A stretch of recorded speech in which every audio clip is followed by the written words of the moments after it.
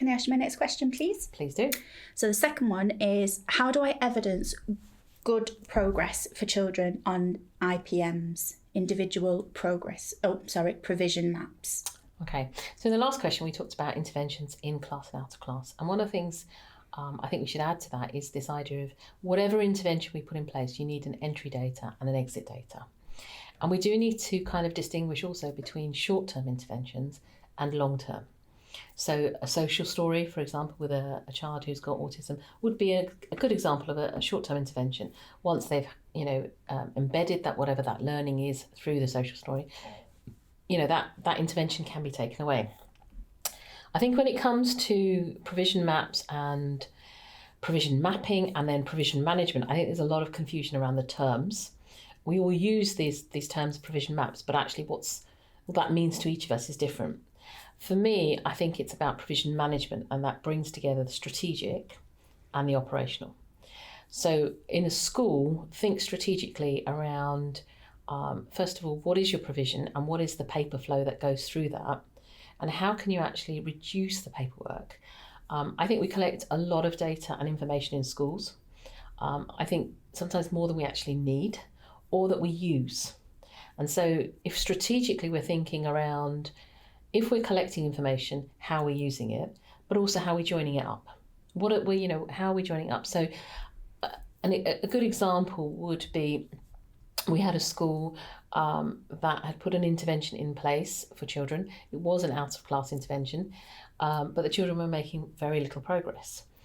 And when they looked at the attendance of the children, it was, that they had been there, they'd been in school, but actually what they hadn't recorded was the attendance at the intervention.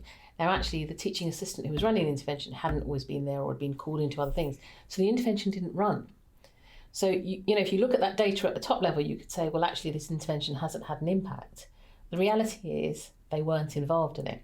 So I think thinking around paperwork flow, and certainly when I was SENCO, I would talk to my staff around how do we keep an evidence trail that in the need of me having to apply for statutory assessment, I have the evidence I need.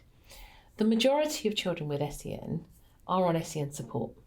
And we need to keep records for that, but they won't necessarily all need for a statutory assessment. So it's about that balance between what do we record and what do we don't.